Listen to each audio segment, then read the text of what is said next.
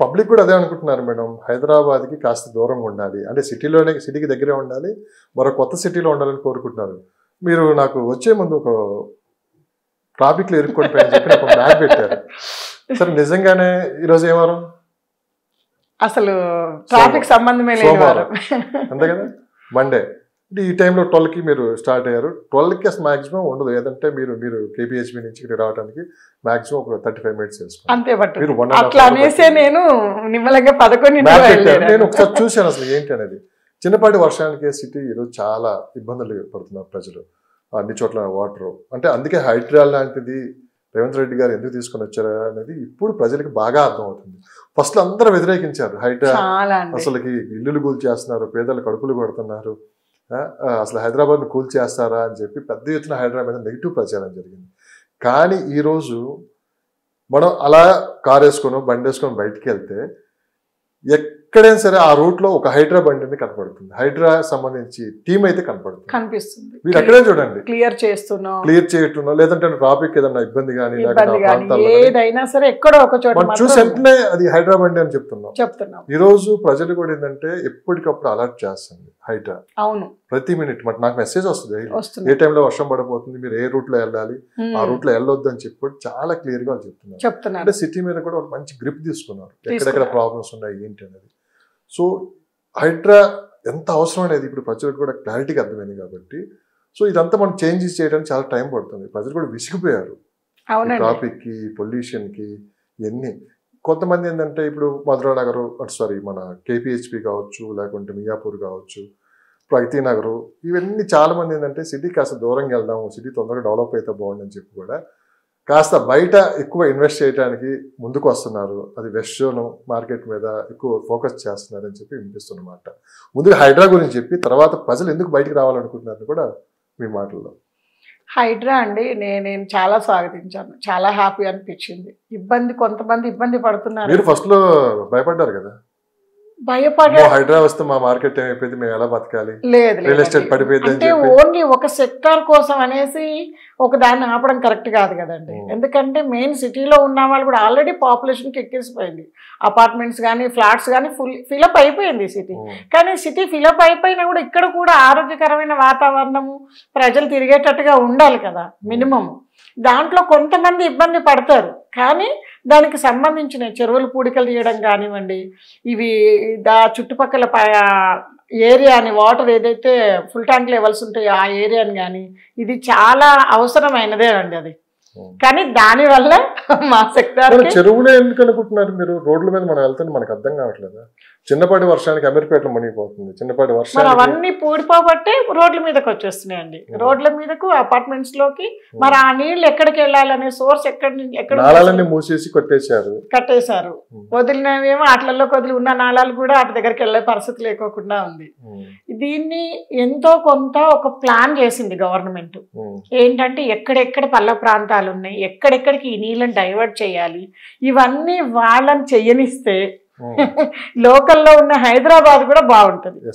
దీంతో పాటు ఇప్పుడు అవుట్స్కట్స్ లోకి వెళ్తే అండి, ఇప్పుడు మనం చూస్తున్న అవుట్స్కట్స్ కానే కాదు, రీజనల్ రింగ్ రోడ్ కంప్లీట్ అయ్యి ట్రైన్ రింగ్ రైల్ వచ్చేసి రేడియల్ రోడ్స్ వన్స్ ఫామ్ అవుతే ఎక్కడి నుంచి అయినా సరే మనం విత్ ఇన్ ద 30-40 minutesలో సిటీలో ఎక్కడికి కావాలన్నా రావడానికి అవకాశం ఉంది. ఇప్పుడు నేను చెప్పింది నిజమేనా? చాలా మంది ఈ ప్రాంతంలో నివసించే వాళ్ళంతా ఏంటంటే షిఫ్ట్ అవటానికి ఎక్కువ చూస్తున్నారని చెప్పి, అంటే ఇంకా ఈ గజిబిజి వాతావరణం నుంచి బయటపడాలని చెప్పి కూడా.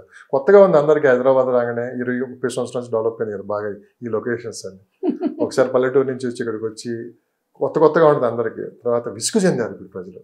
అవును, బయటికి రావాలంటే భయపడుతున్నారు. పిల్లల్ని కనీసం బయటికి ఇంటి గేటు దాటి బయటికి పంపించాలంటే భయపడుతున్నారు. ఏది నేను చెప్పింది మెయిన్ హైవేల్లో కాదు, మన చిన్న గల్లీల్లో కూడా పరిస్థితి అలా తయారైపోయింది. భయపడిపోతున్నారు.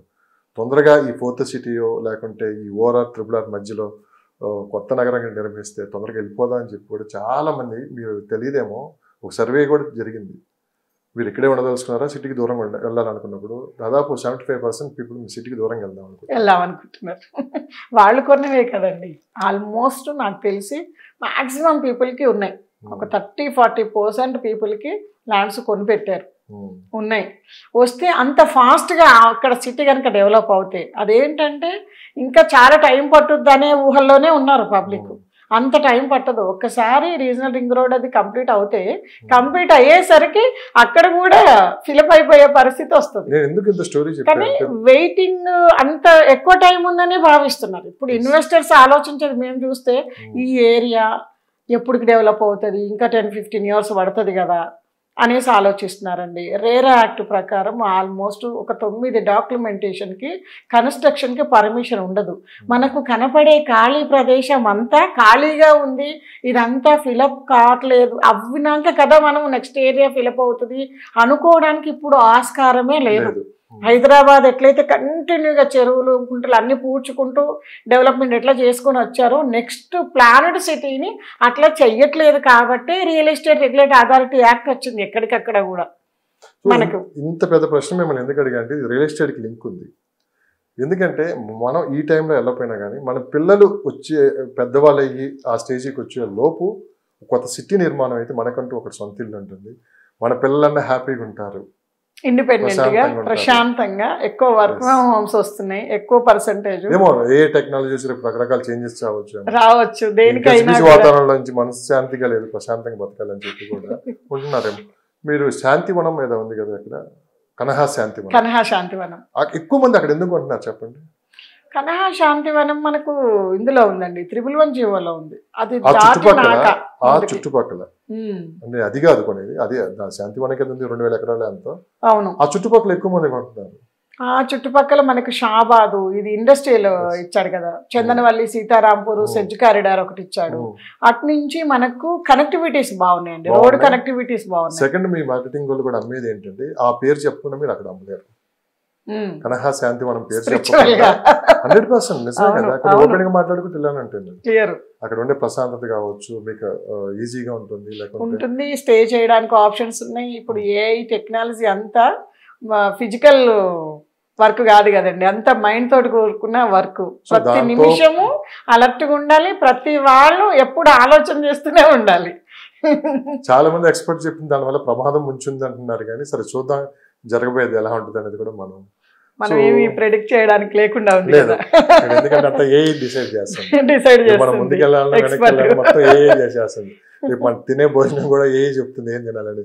రీసెంట్ గా నేను ఒకటి చూశాను వీడియో, ఏఐ చెప్పింది చెప్పి ఏఐని ఫాలో అయ్యి ఎవరో ఒక అతను హాస్పిటల్ బాలయ్యాడు రీసెంట్ గా 2 days బ్యాక్. ఫుడ్ గురించి సమేదో పూర్తిగా పెద్ద న్యూస్ అయిపోయింది అది.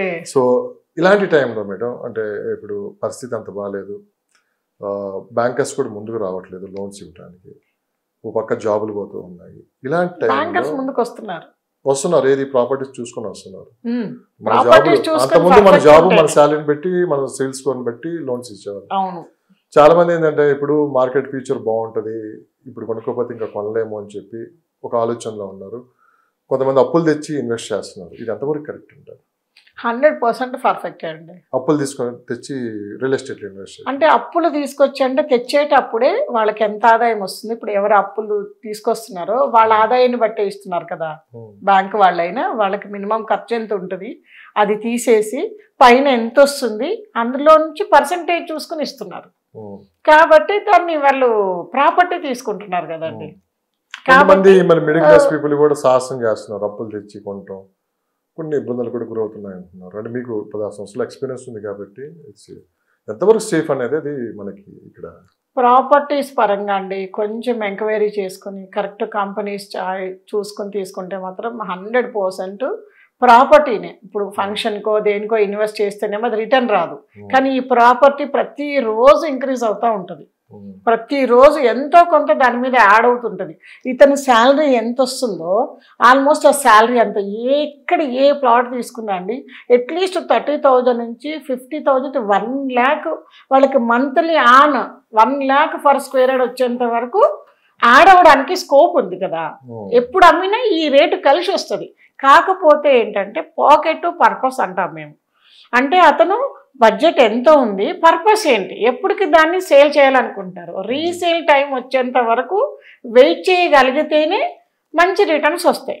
మధ్యలో తీసేయాలనుకుంటే మాత్రం ఇబ్బంది పడతారు.